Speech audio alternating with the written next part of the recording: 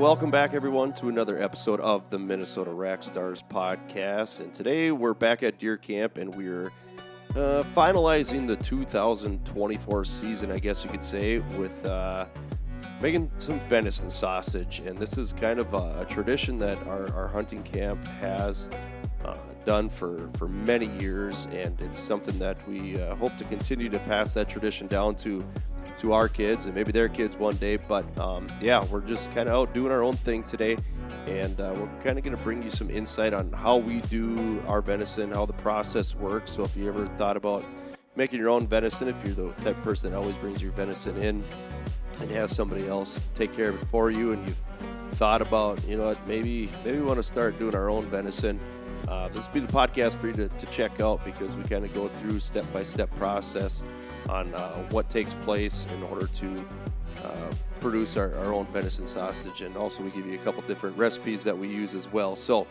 with that, we're going to get going here, and I hope you guys enjoy the podcast. Hey, before we get started here, if you haven't already heard, we have started up our own apparel store online. So if you're looking to get some sweet Minnesota Rack Star apparel, some swag, you can check it out. It's on our Facebook page. We have the link on there. Also on our website, you can go and check that out. We have anything from hats, mugs, sweatpants, sweatshirts, t-shirts, you name it. It's pretty sweet. So hope you guys check it out, and let's get going with the podcast. We are at deer camp, and it's our annual sausage making day. What day is it today? April 6th. April 6th. It's kind of late for usually when we make sausage, isn't it? Usually try to do it in January, but this year the summer or the winter got kind of busy, so. Well, you know what? It's a lot nicer out April 6th than it is in January and February, temperature-wise. Probably one of the best days that we've had for sausage making so far. Yeah, no doubt. There was a day when Marty was up in the Perham, and he was supposed to be coming home, and it was like 20 below that day. It's kind of like, oh, I think we'll skip him coming home that day. We'll just make a sausage for him. Yep. Yeah, it's always a good time. I look forward to it. There's a lot of things that happen on this day. You do a lot of the leg work, you guys here, especially Brian living here now. But yeah, there's a lot of things that happen. Right now, we are in the wait time period, I guess. We're smoking the sausage right now. But we ran into a little bit of issue already, because as I was coming over here to set up, make sure the podcast stuff was set up ready to go, I noticed that there was a cooler full of sausage still sitting here that didn't make its way to the smokehouse. But Steve's taking care of that right now. He's running that over there. Ben, sorry if your sausage doesn't taste the greatest this year. It's because you got left out a couple hours on the smoking process. But well, it's a good thing they can go double check to make sure the stove's working the way it's supposed to too. Yeah, right. So let's kind of give some insight here. So I'm with my Uncle Mike, cousin Brian.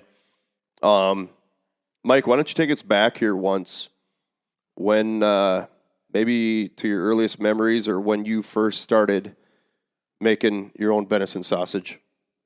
Well, actually, one of the first times we made sausage was with a different crew, and we did it over by Greg Stangel's place. And I think there was probably about 600 pounds of sausage made that evening. And it was definitely a workout for everybody to get the stuff done. And then, and I think we've been starting to make it here probably about 15 years ago or so, maybe 20. And the grinder we have, basically I modified or built that one using the old silage chipper gearbox, and got the pulleys just right so it turns the crank not real fast, but fast enough to pump out a lot of meat. And we've been having pretty good luck with that the last few years. Now that I said that, probably next year we won't have luck again with it. But so, what gave you the idea to do that, Mike? I mean, seriously, like I think it's a 26-to-1 gear reduction ratio on that thing. So I figured the RPMs I wanted that grinder going at, it basically the motor running at normal speed with the two pulleys the same size on them, and my 26-to-1, I think I'm getting maybe 5-10 revolutions per minute. These guys are on a whole nother level, people. Yeah, it just These to guys me, are on a whole nother level. Brian's sitting here saying, yeah, that sounds about right. And I'm sitting here like, I don't know what the heck you're talking about, man. it goes fast enough to get the meat done, but it's not spinning crazy. Sure. Yeah. And, like I said, it's been a number of years since we've been using that thing, and it hasn't wore out yet. It's still, that gearbox is a pretty heavy-duty gearbox, so it's working. So obviously you like tinkering with things and altering things and making things. Brian, what's your job occupation? Well, right now I'm working at Park Industries as a mechanical engineer. But I used to be at Lulzbot 3D Printers doing a bunch of mechanical engineering and software for that. So I was at that company for about 5 years or so.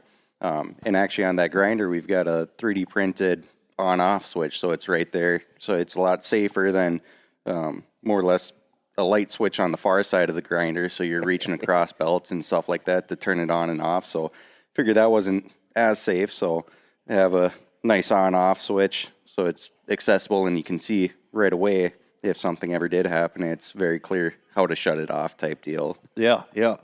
And Matthew is what? He's an industrial engineer working for a company out of Cokato.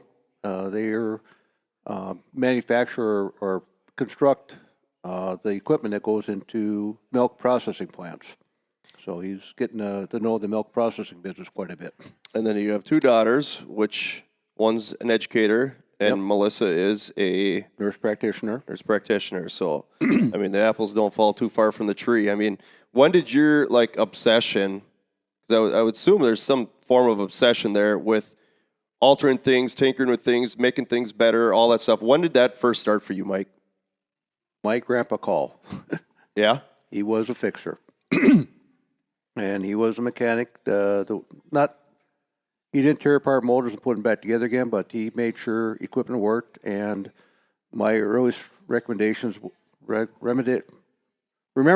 were Dad doing the chores, Grandpa in the garage all winter long working on things. Sure. And I'd be out there helping him do different things. And we built hay racks in the old garage. We did all kinds of different things that he put things together. And then my father-in-law, Marge's dad, he would look at something and he'd come up with a better way of doing it, hands down. And he built a pulley system on his John Deere tractor loader so that he could switch buckets without getting off the seat.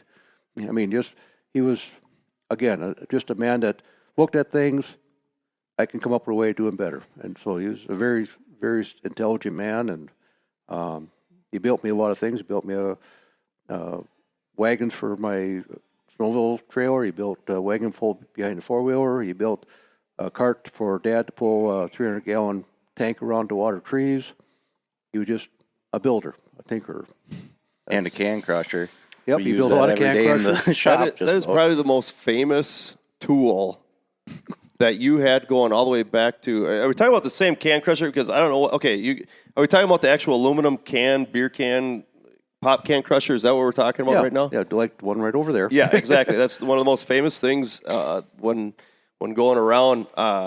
Even at do you have one at your old place, or is this the same one from your old place? Or your house, I should say? He built me one for here, and we still have the original one at my place. And again, it was something I just told him. I said, I wish I could figure a way of, crushing cans and having them drop right away. And he used material around the farm that he built from scratch, angle iron, and a handle off of, I forget what machine it was at, but it was a nice curved handle that had the right cut to it so that when he pulled down, he actually got an extra push to it.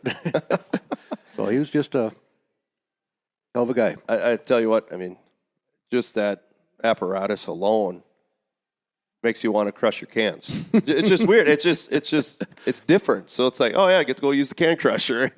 You pull down the big lever, and I don't know. It's probably a 2-foot lever on it that you pull back almost. Yeah, this one here about 1.5 feet, maybe. Yeah, somewhere around there. Yep. But yeah, it's easy to do. The kids can do it themselves. Yeah. Oh yeah, I remember when I was a kid back in the day at your place. We'd done drinking a can of pop. You go over to the can crusher. It's like, yes, just felt the power going through that can, crushing it. Well, I did have to modify the newer ones because Coors Light cans compared to the Busch Light cans. Oh, really? They're a little bit longer, so the Coors Light cans, it took a little bit modification for the extra long cans. And we still have a heck of a time with the what they call it, what the girls drink. The bubblers and Yeah, White bubblers, Claws. that and- type of thing. So those fit in there and all that. That fit in this one, but not in mine. Okay. A little Mine was extension the on there. original one. Okay. You know, that's what's cool is, you know, on the call side and also my mom's side. I was actually thinking about this today, kind of going along with the engineer topic. I mean, we're not getting too off topic because you designed, you know, the grinder that we use to put the pork through and the venison through. But my mom's aunt's husband, you remember Max at all? Lived in Little Rock? Yep. Drove that orange pickup truck. Now my dad drives an orange pickup truck. But he actually, rumor has it, and I've heard from multiple sources that knew him, actually built his own motor that ran off water. And supposedly some people found out about it and made sure that he didn't allow that to expand, I guess you could say. And there's a decent amount of people in this area that'll vouch for him, you know, saying that he did that. But just a very, very intelligent man, very quiet, but very, very intelligent. And I wish I would have known him now, where I have more interest in learning things, because I'd be sitting down here with him right now, talking with him on how all these things that he's built throughout the years. But he's kind of the same mindset as you guys. Like, you see something and you think, first thing you think of is, how can I make this better? Or what can I do to tweak this to whatever, make my life easier, whatever it is. But I just love that mindset, and I have that mindset, but I don't have the amount of knowledge that you guys have. You guys are on a whole different level. But, so yeah, I used a part off of a chopper, okay, and explain to people what a chopper is. Well, no, this is or what was it? a silage chipper. Oh, chipper. Okay, so explain what that is then. In the wintertime, in the silos, we didn't have a silage unloader. Okay. So we had to go up there and throw the silage down. Well, around the outside of the silo, it froze. The center of the silage stayed warm, but the outside froze. Yep. So unless you want to create a big tunnel where you had silage that are standing 15, 20 feet above you, still hanging in the walls, and you're in the middle throwing silage out, they had this, I bet you the thing weighed 200 pounds. Yep. And it had a big motor in it, and this gearbox on it, and then teeth on the bottom that you basically walked around kind of like a tiller, a garden tiller, but it was just a 2-foot square box that weighed a heck of a lot of weight, and you walked that, ran off electricity, so you had the cord going up the silo to get to it, and you just walked around the perimeter of the silo, chipping that silage loose so you could throw it out and didn't have the big walls. So that's why it had to have a real low reduction gearbox in it to go from the electrical speed down to something slow enough they could actually work with and run that big gear. Sure. Makes sense. And thinking back now, I do remember seeing that up there, but I think it was torn out at one point when I was still here helping on the farm. But I remember being up in that silo, and once that either broke down or they stopped using it, that's when the old, and I'm sure you used it too when you were up there, the old pick. Oh yeah, the old pick. That's what you used when the silage got cold up there, because it was a silo with an open top. There wasn't a roof on top of it. Right. And I remember when the silo was full, we'd climb all the way up to the top and look out, and you could just see for miles. But yeah, that makes sense now. The silage chipper. Okay. Yep.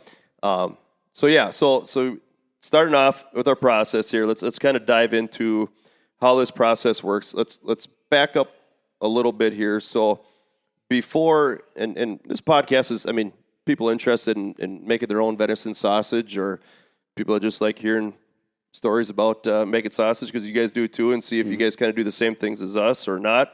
But let's back up here. So before we get to the physical labor here at the hunt shack, what has to be done prior to showing up here on a Sunday afternoon making sausage? What are some things that you do besides get the shop ready and all that good stuff? Yeah. Well, we make our sausage typically with a 50-50 mix, pork and venison. We used to have pigs that we had available. We had to butcher the pigs the day before, get them ready, so we had trimmings to utilize for the sausage. We did that for quite a few years. Now that we don't have access to pigs anymore, typically go to the store and buy pork butts with the bone in them, and we have to get the bone out so we have an equal amount of pork to the venison we have ready. The venison, again, shot in November, sitting in the freezer for how many months, so we have to make sure that's thawed out a few days ahead of time. Get it out of the freezer by Wednesday night, Thursday night, something like that. There's a couple perks to that. It's a little easier to cut, and your hands aren't so damn cold when you're sitting there cutting it. And so we got to get the venison ready and the pork prepared for it. We've been going to Thielen's for quite a few years, getting their seasonings for either country or Polish sausage.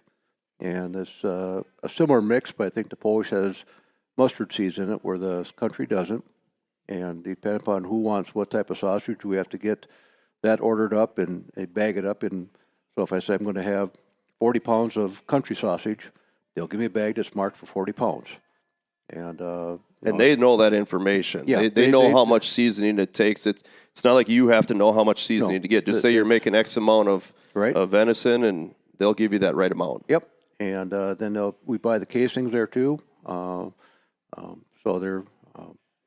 we pick that stuff up and have it ready, and then basically the day of the sausage making, start mixing the pork and venison side by side through the grinder so it grinds together.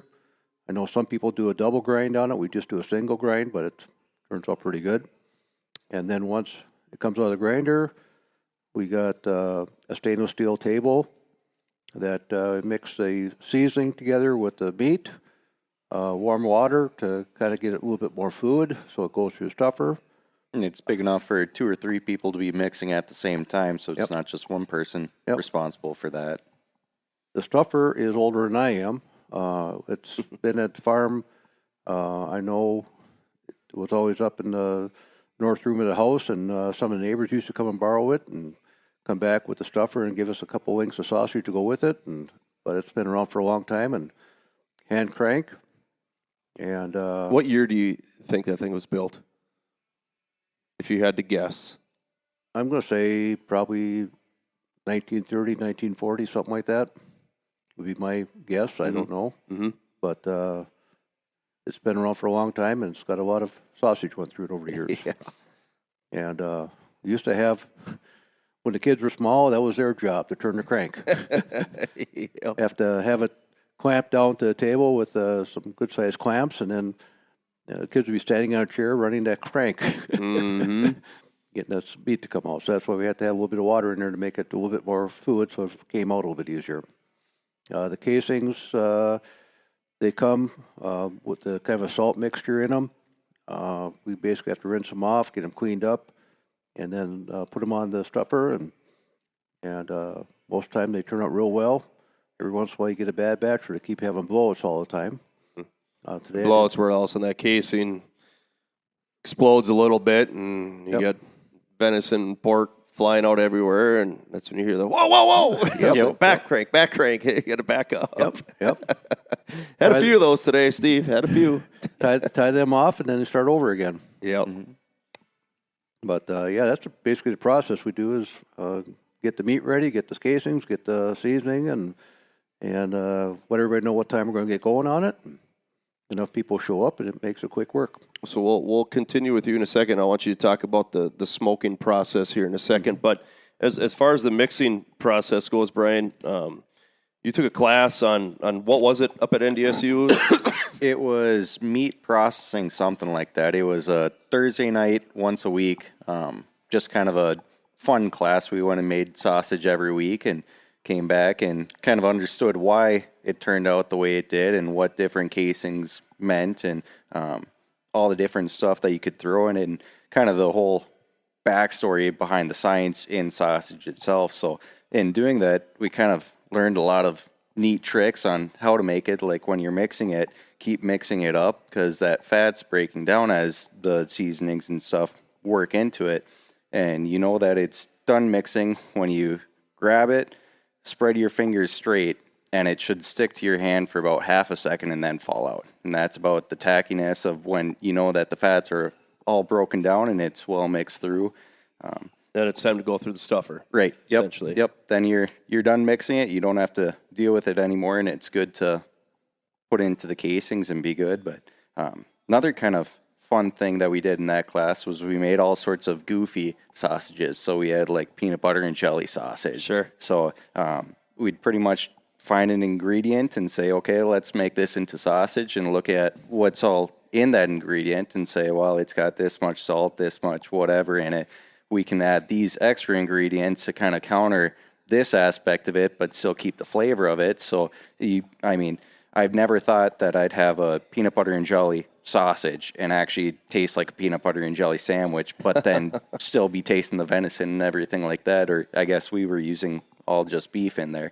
But it's kind of interesting if you look at the science behind how sausage is actually made and what's transaction in the sausage itself. You can throw in a lot of goofy ingredients, and like Mountain Dew we had in some of that sausage, and it was just a fun class. And I already was at my credit limit, so it was a free class for me to take. And one night a week, it had no homework, but you'd show up to it, make a little sausage, and then leave with a baggie from last week's sausage, and all around a fun class.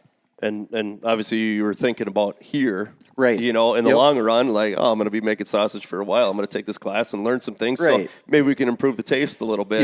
Yep, exactly. It's something that growing up, we've always made sausage, so I had a little bit of knowledge of it, but I never understood why we were doing what we were doing. And like a lot of the stuff when I first came back here, I'm like, well, we could do this a little bit different and tweak our setup a little bit. But for the most part, it's pretty simple. You put seasonings, you stuff it in casings, and you smoke it, and that's sausage making. Have you guys ever done elk sausage?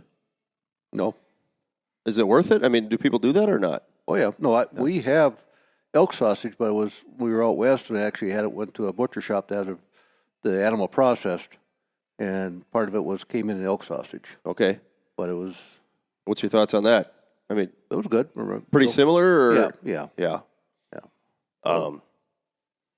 So talking about you're mixing up different things in the sausage. Growing up, it was always Polish or country, and I've kind of expanded the blends that I go with because I went to a banquet one time, and they had all these samples. It was a Minnesota Deer Hunters Association banquet, and they had a bunch of different vendors there and whatnot, and they had a little toothpick with sausages in them, and like, I'm going to give this one a try here. And what is this one here? Well, it's blueberry maple syrup, and this one here is pineapple maple syrup. I'm like, give me a try. And holy Lord, I wanted to take that whole tray and just go back to my table and sit there and eat it. And I'm like, you know what? I got to give that a try. So ever since then, I've been kind of messing around with this pineapple maple syrup sausage along with blueberry. And personally, I like the pineapple maple syrup better than the blueberry. Uncle Steve likes the blueberry a little better. The pineapple is a little more sweeter because you got all extra pineapple juice and also the maple syrup on top of it. But it's something different because, like I said, growing up it was always country or Polish and one or the other. The biggest thing that really stands out to me with the Polish is that you said it's got little mustard seeds in them. If you don't know what mustard seeds look like, they look like little BBs, from a BB gun. And what I would always do is after you're done eating, you'd get a few of those BBs caught in your teeth and you'd pull them out and you put them between your tongue and your lips, and you'd shoot them at your brother or sister after you're done eating. So I don't know how many mustard seeds Mom swept up over the years, but I was probably guilty of most of them. But so I've kind of done that. Another thing that I like to do with the venison, just the straight country that I make, is make a soup. If you have any type of soup out there that you're making that calls for any type of breakfast sausage or whatever, use that venison sausage. I use a country sausage. If you guys have been out to Olive Garden before, my favorite soup at Olive Garden is the zuppa toscana. It's a mixture of kale and onion and garlic. Potatoes are in there, and then there's sausage in there, and it's chicken broth. But I started incorporating our venison sausage in there, and Man, it's good. I mean, I could eat that stuff day after day, and I know people are sick of me talking about it around here, but I need to bring you guys some so you could try some to see what I'm talking about. But just being creative with it, I think, the venison really helps the sausage. And, I was younger, it was just a straight country or Polish, and you'd eat that day after day. It's like, this is getting a little boring. But so if you're a guy out there that, maybe your family or a gal in your family doesn't really care for venison, don't be afraid to take that venison and incorporate that into a soup or something where you have a lot of other tastes going with it, but also you'll be able to utilize that venison as well. And another thing that really helps out with the taste is the smoking process that we do. Mike, I'll kind of let you take over on the smoking process, but kind of start with the chainsaw you were walking around in here with a little while ago. Yep. Well, a friend of mine has a smokehouse. It's been around forever, and that's all it's used for is smoking stuff. And I'm quite sure over the years it smoked a lot of pork and beef and everything else in it too. But was it actually designed to be a smokehouse, or was it something else that turned into a smokehouse? Because I know people have done that before. I'm quite sure it was designed to be a smokehouse. Okay. It's basically probably about an 8 by 10 building.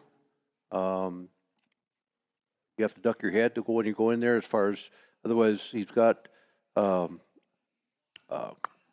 limbs of trees, smooth, that you can hang the meat on, and it's not rough, so it doesn't cut the skin out of the casings. And it's definitely well aged wood.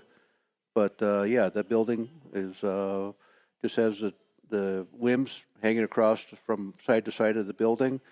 He's got a small stove in there that we fill up with apple wood, green apple wood. We get the fire going, and basically once the fire's going hot, shut the doors, put a cover over the chimney part of the stove, and it just sits there and smolders. And it gets very, very smoky in that house. Mm-hmm. So you just see the smoke rolling out of the door.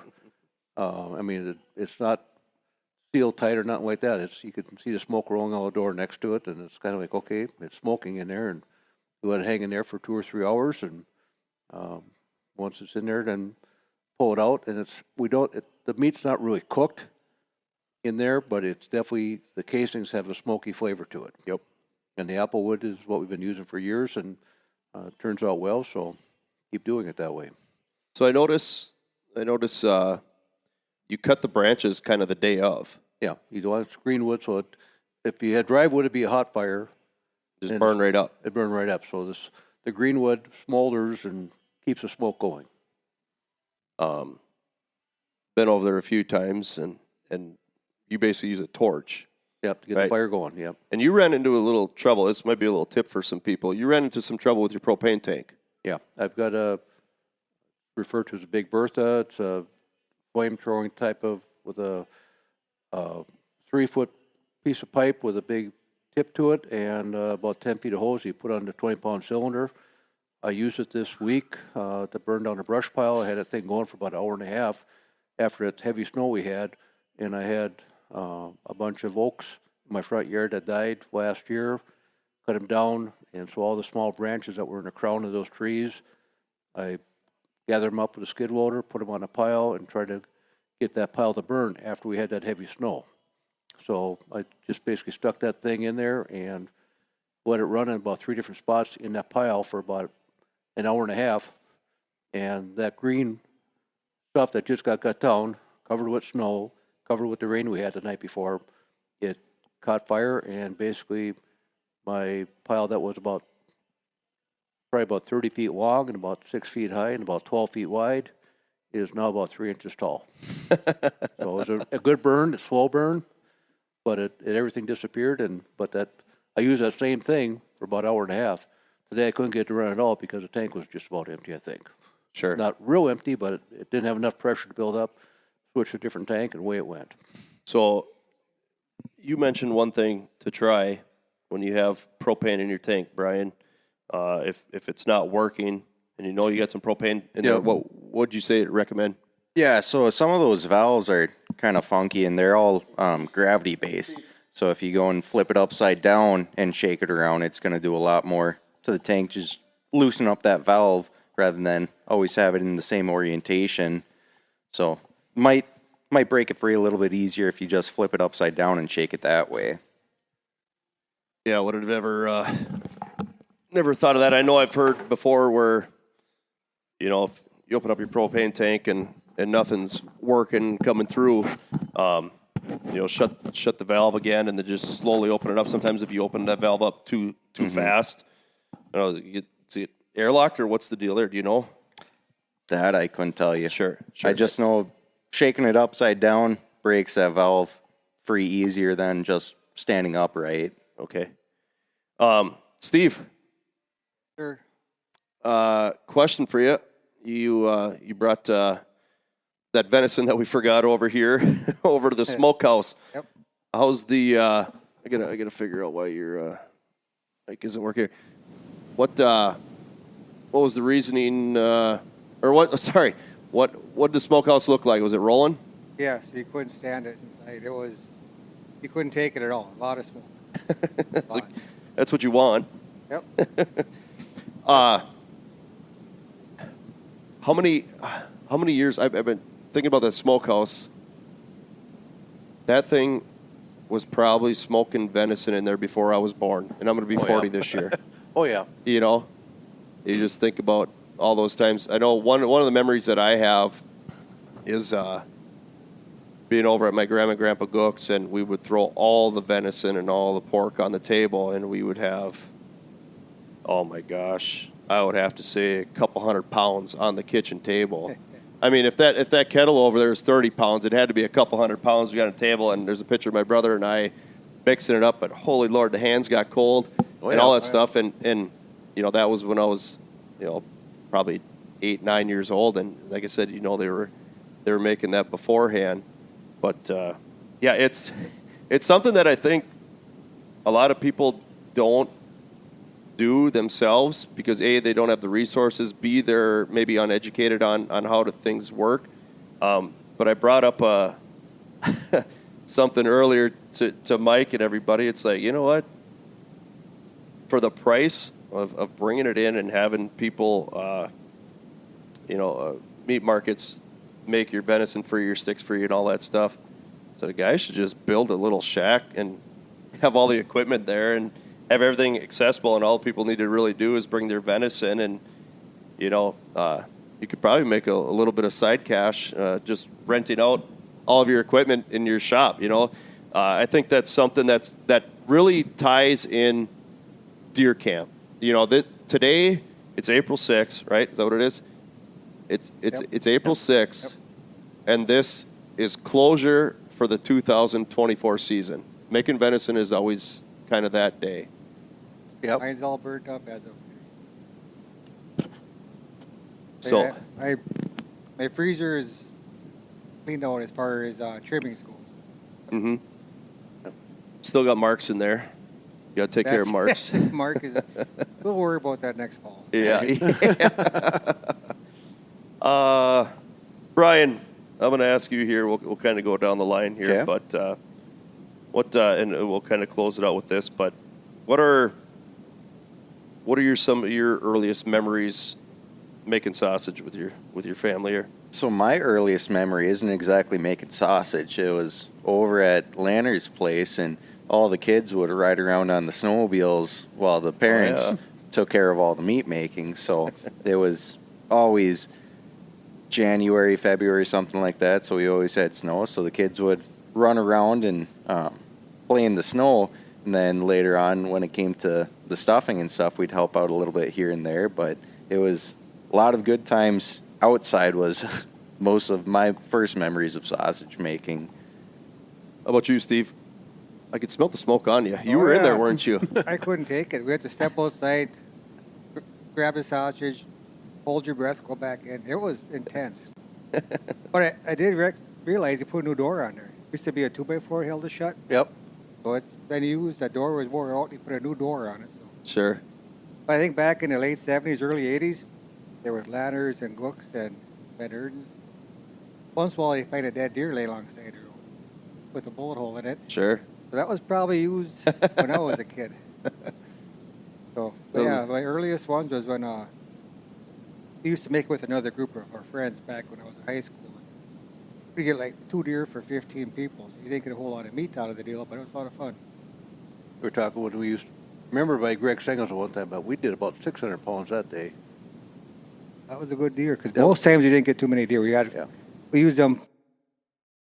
Well, I have to apologize here, folks. As we were recording, obviously, we had some technical difficulties, and our recording of the podcast stopped for some reason, and it is what it is, and it's going to happen. But I hope you guys were able to gather some information from this podcast, just kind of how we roll at our camp when it comes to making venison sausage, and hopefully this either motivates you guys to do your own thing or maybe tweak things a little bit to, I don't know, spice things up a little bit, I guess, if you will.